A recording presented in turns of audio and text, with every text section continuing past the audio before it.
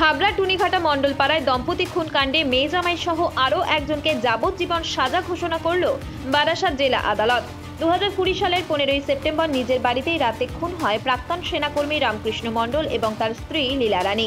কাঁধ থেকে মাথায় এবং বুকে গুলি করে খুন করা হয়েছিল দম্পতিকে। পুলিশি তদন্তে গ্রেফতার হয় ওই দম্পতির ছোট জামাই বান্টি সাধুখা, তার সাগরেদ অজয় দাস এবং বান্টির স্ত্রী নিবেদিতা সাধুখা মণ্ডল। পুলিশি জেরায় তারা স্বীকারও করে বান্টির বাজারে প্রায় 8 থেকে 10 লক্ষ টাকা দেনা হয়েছিল এবং পাওনাদারদের টাকার চাপে সে শ্বশুর শাশুড়িকে টাকা দেওয়ার জন্য চাপ দিতে শুরু করে। খুনের তদন্ত চলাকালীন একটি অডিও রেকর্ড সামনে আসে তদন্তকারীদের। সেই অডিও ধরেই খুনের কিনারা করে তদন্তকারীরা। টাকা দিতে অস্বীকার করে পরিকল্পনা করে খুন করে বান্টি তার শ্বশুর শাশুড়িকে।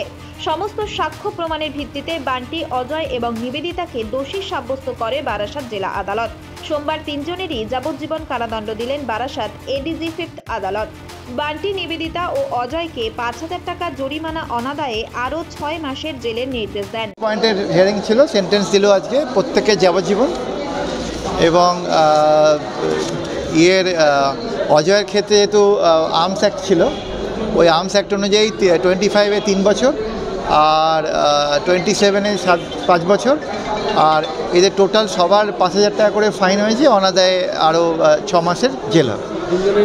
বাবা মায়ের সম্পত্তি নিয়ে ওদের মধ্যে একটা ঝামেলা হয় এবং এরা দুজনে মিলে, মানে মেয়ে এবং ওর হাজব্যান্ড নিবেদিতা এবং বান্টি, এরা দুজনে মিলে বহুদিন থেকেই বাবা মাকে প্রেশারাইজ করছিল টাকা দেওয়ার জন্য।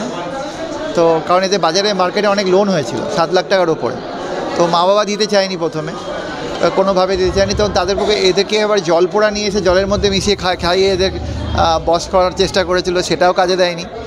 তারপর শেষকালে এই ঘটনা ঘটার বেশ কিছুদিন আগে ওরা বাড়িতে আসে, এসে বলে যে তোমার যা জমি সম্পত্তি তোমাদের আছে বিক্রি করে আমাদের টাকা দিয়ে দাও, কারণ আমরা সেই টাকাটা আমার ধার শোধ করতে লাগবে। তখন মা বাবা রাজি হয়নি বলে তখন ওরা শাসিয়ে গেছিলো, বলেছিল যা করলে ভালো করলে না, এর পরিণাম ভালো হবে না। তার মধ্যে মাঝখানে ওরা কি করেছে, ওই অজয় বলে ছেলেটিকে ওরা জোগাড় করে ওরা অজয়ের সাথে ফোনে কথা বলে। অজয়ের সঙ্গে যখন বান্টি আর নিবেদিতা কথা বলে তখন এদের প্ল্যানিংটা হয়, কোথা থেকে আর্মস কেনা হবে, নদিয়ার কোন জায়গা থেকে, ইত্যাদি ইত্যাদি। এই অজয় করেছে কি, ও ভাবলো যে যদি আজকে আমি কলটা রেকর্ড করে না নিই, কালকে এটা নিয়ে হয়তো সমস্যা হবে, এরা নিজেরা বেরিয়ে যাবে আর আমাকে ফাঁসিয়ে দেবে।